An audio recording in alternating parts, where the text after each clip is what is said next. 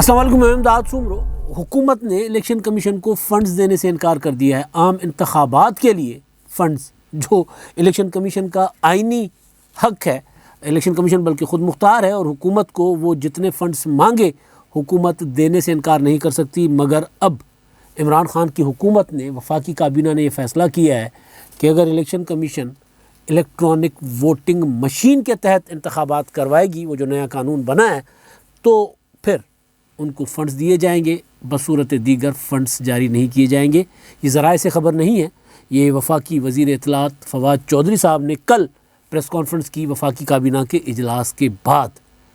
ایک طرف حکومت ہے جو مسلسل جو اداروں کے اوپر بھی چڑھائی کر رہی ہے اور اپنی مرضی، اپنی منمانی کیے جا رہی ہے، اور دوسری طرف اپوزیشن ہے جو 20 نومبر کے بعد والے ابھی موڈ سے نکل نہیں رہی۔ 20 نومبر کے بعد والا موڈ آپ کو پتہ ہی ہے، اور اپوزیشن سے مراد اپوزیشن کی بڑی جماعت مسلم لیگ نون، اور وہ پنجاب ہے یا مرکز ہے، وہاں پر حکومت جو مرضی کر لیتی ہے، کر جاتی ہے، لیکن مسلم لیگ نون خاموش، بالکل ایسے جیسے لا تعلق ہو کر بیٹھی رہتی ہے۔ ابھی بھی یہی ہو رہا ہے کہ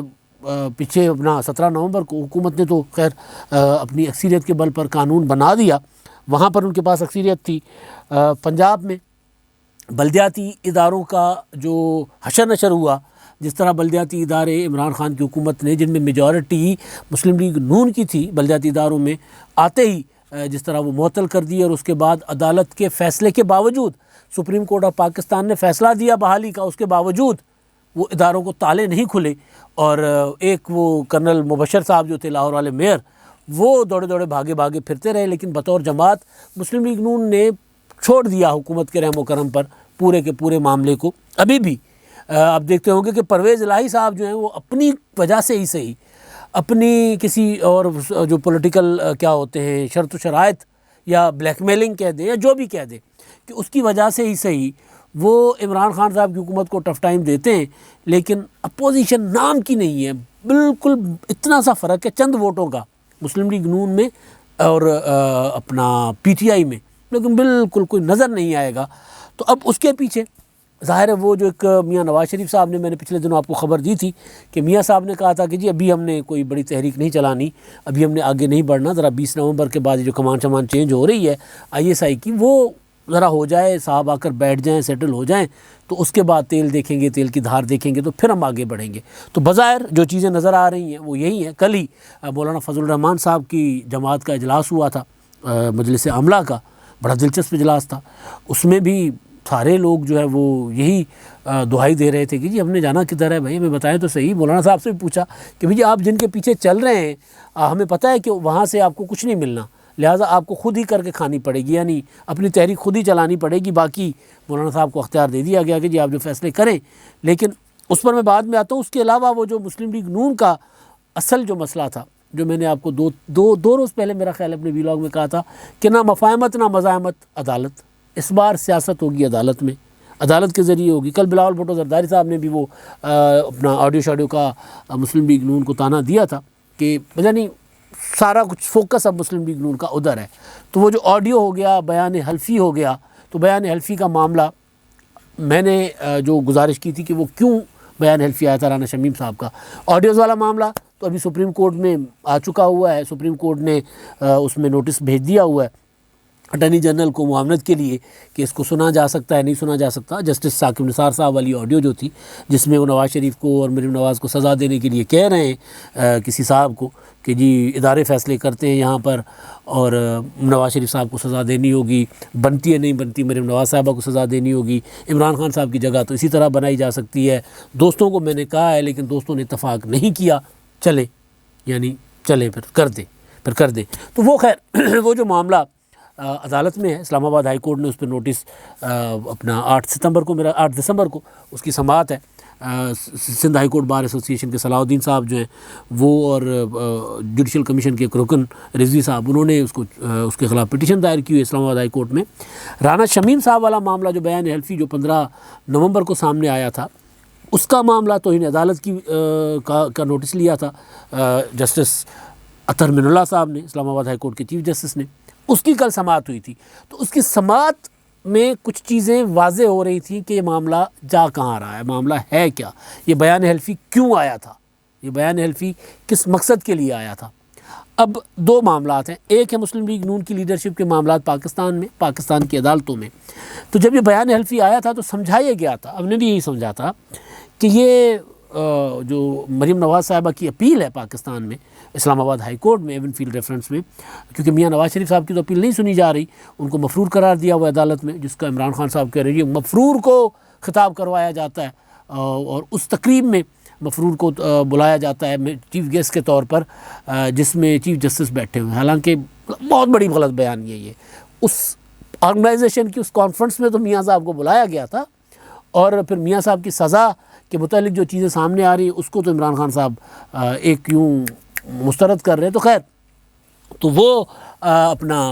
میاں نواز شریف صاحب کیونکہ مفرور عدالتوں سے قرار دیے گئے ہوئے ہیں، تو لہٰذا ان کی اپیل تو تب سنی جائے گی جب وہ سرنڈر کریں گے، آ کر اپنے آپ کو پیش کریں گے عدالتوں میں اور گرفتاری دیں گے، تو اس کے بعد ان کی اپیل سنی جا سکتی ہے۔ مریم نواز صاحبہ نے جو اپیل دائر کی ہوئی تھی، تو سمجھایا گیا تھا کہ جو 17 نومبر کو جس دن جوائنٹ سیشن تھا پارلیمنٹ کا، اسی دن مریم نواز صاحبہ کی اپیل بھی لگی ہوئی تھی، اپیل کی سماعت تھی، تو اس پر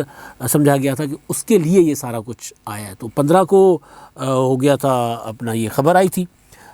بیان حلفی سامنے آ گیا تھا، اور 16 کو عدالت نے نوٹس لے کر اور طلب کر لیا ہوا تھا، اور 17 کو مریم نواز صاحبہ کی پیشی تھی، جس میں مریم نواز صاحبہ نے سارا فوکس رکھا تھا جنرل فیض حمید صاحب اور سابق چیف جسٹس ان کے جو ثاقب نثار صاحب پر۔ تو وہ والا بیان حلفی اس وقت یہ سمجھا جا رہا تھا کہ وہ مریم نواز صاحبہ کے اس مقدمے سے متعلق ہے، اس کے اوپر اثر ظاہر اس کے اوپر اس کا اثر پڑے گا، یہ نہیں ہے کہ نہیں پڑے گا۔ لیکن کل کی جو سماعت تھی رانا شمیم صاحب کو توہین عدالت کی جو نوٹسز پر ان کو عدالت نے طلب کیا تھا، تو اس میں جو چیزیں سامنے آئی ہیں، اس میں جو بات کر رہے ہیں وہ بات ہے لندن سے متعلقہ، کہ یہ معاملہ بیان حلفی پاکستان کے لیے تو ہے ہی نہیں، وہ لندن کے لیے تھا۔ آپ کو میں نے گزارش کی تھی ایک اپنے ویلاگ میں کچھ دن پہلے، جس میں نے کہا تھا کہ اب جو میاں نواز شریف صاحب کی وہاں پر ویزا کی اپیل جو مسترد ہو گئی تھی، ویزا کی ایکسٹینشن کی، ان کو 6 مہینے کی دی گئی تھی، فروری سے 6 ماہ کی ان کو اسپیشل اجازت دی گئی تھی ہیلتھ گراؤنڈ پر، اور اس کے بعد پھر انہوں نے مزید ایکسٹینشن کی اپیل کی تھی، تو ہوم ڈپارٹمنٹ نے وہاں ان کی اپیل مسترد کر دی تھی، ان کی درخواست۔ پھر وہ اپیل میں چلے گئے تھے امیگریشن حکام کے پاس، تو امیگریشن میں جو ان کی اپیل ہے، اس اپیل کے لیے بیان تھا، لندن کے لیے تھا، پاکستان کے لیے نہیں تھا۔ تو اس میں ظاہر ہوگا یہ کہ وہ اپنا میاں صاحب کی کیونکہ ہیلتھ گراؤنڈز جو ہیں وہ ممکن ہے کہ کام نہ آئیں، وہاں ان کو کہا جائے کہ جی آپ کا علاج ہو گیا، سال سوا ہو گیا، آپ کا علاج تو ٹھیک ہو رہا ہے اور آپ بالکل ٹھیک ہیں، تو آپ واپس جا سکتے ہیں، آپ کو ہیلتھ گراؤنڈ پر کیوں ویزا دیا جائے۔ تو اس کے بعد پھر میاں صاحب کہیں گے کہ جی دیکھیں یہ میرے ساتھ وہاں پر کیا ہو رہا ہے پاکستان میں، مجھے سزا چیف جسٹس نے اپنے ماتحت ججز کو فون کر کے کہا کہ جی مجھے سزا دینی ہے کیونکہ عمران خان کے لیے جگہ بنانی، تو وہاں تو پولیٹیکل وکٹمائزیشن ہے، تو وہاں میں جاؤں گا تو مجھے تو جیل بھیج دیا جائے گا، اور میں پہلے ہی میری صحت خراب ہے، یہ وہ ہے۔ تو یہ سارا معاملہ میں نے گزارش کیا تھا کہ وہ بیان حلفی جو رانا شمیم صاحب کا جو 15 نومبر کو سامنے آیا ہے، وہ لندن کے لیے تھا۔ کل کی سماعت میں انہوں نے یہی کہا ہے، انہوں نے کہا کہ جی وہ تو میں نے لندن میں بیان حلفی کر کے اپنا سیل بند لفافے میں، وہ تو میں اپنے پوتے کے پاس وہاں رکھ کے آیا تھا، تو یہ پاکستان میں کیسے آ گیا، مجھے نہیں پتا کہ یہاں پہ کیسے آیا۔ اور وہ ایک اور بات شاید بھول گئے تھے، یا پھر قانونی پوائنٹ عدالت کے ساتھ داؤ پیچ تو کھیلنے ہوتے ہیں وکیلوں نے، وہ وکیل بھی ہیں اور چیف جج رہے ہیں گلگت بلتستان کے، تو انہوں نے کہا کہ جی میں نے تو کسی کو نہیں دیا بیان حلفی، میں نے کسی کو، وہ سیل بند ہے، وہ لندن میں پڑا ہوا ہے، ان کے پاس کیسے آیا مجھے نہیں پتا۔ اور میں نے خبر پڑھنے کے بعد مجھ سے پوچھا گیا تھا، تو میں نے کہا تھا کہ جی ہاں، جو خبر پبلش ہونے کے بعد، چھپنے کے بعد، یعنی 15 کو، خبر تو 15 کو چھپی نا، تو میں نے پھر ان کو میں نے اس کی تصدیق کی تھی کہ ہاں جی میں نے بیان حلفی دی ہے، لیکن یہ جو جرنلسٹ ہیں یا اخبار ہے ظاہر انصار عباسی، تو ان کو میں نے نہیں دیا۔ تو اس کے بعد انصار عباسی صاحب عدالت کی سماعت کے بعد جب خود آ گئے اپنا گھر آ کر انہوں نے ویلاگ کیا، ویلاگ کرتے ہیں وہ، تو انہوں نے خود حیرت کا اظہار کیا کہ یار میرے پاس، میں نے تو 14 نومبر کو جب میرے پاس چیز تھی، میں نے ان کو فون کیا، رابطہ کر کے ان کو پوری مندرجات یعنی ڈیٹیلز کہ آپ کا یہ بیان حلفی ہے جس میں یہ آپ نے لکھا ہوا ہے کہ جی فلاں دن کو وہ ثاقب نثار صاحب وہاں آئے 27 فیملی ممبران کے ساتھ، اور وہ بڑے بے چین تھے، وہ فون کر رہے تھے، اور جج صاحب کا نام بھی ہے اس میں، اور پھر انہوں نے کہا کہ جج صاحب مل نہیں رہے، تو رجسٹرار کو کہا کہ جیسے آئیں تو ان کو کہنا مجھے فون کر لیں، اور پھر ان کو کہنا کہ جی یہ کرنا ہے، اور نواز شریف صاحب کی اور مریم نواز کی ضمانت نہیں ہونے دینی، اور اس طرح کی چیز جو ہے بیان حلفی میں تھی، یعنی ساری کی ساری انہوں نے مندرجات ان کو سنائی، اور سنانے کے بعد وہ فون پہ ڈسٹارشن آ رہی تھی، آواز صحیح نہیں آ رہی تھی، تو فون بند ہو گیا، واٹس ایپ کال تھی، اور اس کے بعد میں نے ان کو لوکل مطلب عام فون پہ فون کرنے کی کوشش کی، فون وہ اسٹوری میں بھی پورا لکھا ہوا ہے جو 15 کو پبلش ہوئی ہے، جو 15 کو پبلش ہوئی ہے تو ظاہر ہے 14 کو یہ سارے کچھ ڈیولپمنٹس تھی، تو خیر وہ رابطہ نہیں ہوا، تو انہوں نے پھر فائنلی مجھے ایک اور نمبر سے SMS کیا، ٹیکسٹ میسیج کیا کہ جی بالکل یہ بات ٹھیک ہے جو آپ نے کہا ہے، یہ بالکل ٹھیک ہے، اور میں نے سب بیان حلفی لندن میں اپنا ریکارڈ کروایا ہے۔ اب عدالت میں انہوں نے کہا کہ جی نہیں یہ تو میں نے تو خبر پڑھنے کے بعد کیا، تو یہ خیر وہ کچھ قانون کو جاننے والے لوگ کہتے ہیں کہ جی یہ عدالتوں کے ساتھ اس طرح کھیلا بھی جاتا ہے، تو وہ عدالت سے بچنے کے لیے، لیکن جو اصل چیز تھی جو وہ یہ کہہ رہے ہیں کہ میں نے تو لندن میں سیل بند چھوڑ آیا ہوں وہاں پر، تو اس کا اگر لندن میں سیل بند چھوڑ آئے جس کے لیے عدالت نے کہا کہ جو منگوائے نا اوریجنل اپنا بیان حلفی ذرا جمع کروائے ہمارے پاس، 7 دسمبر کی ڈیٹ دے دی عدالت نے،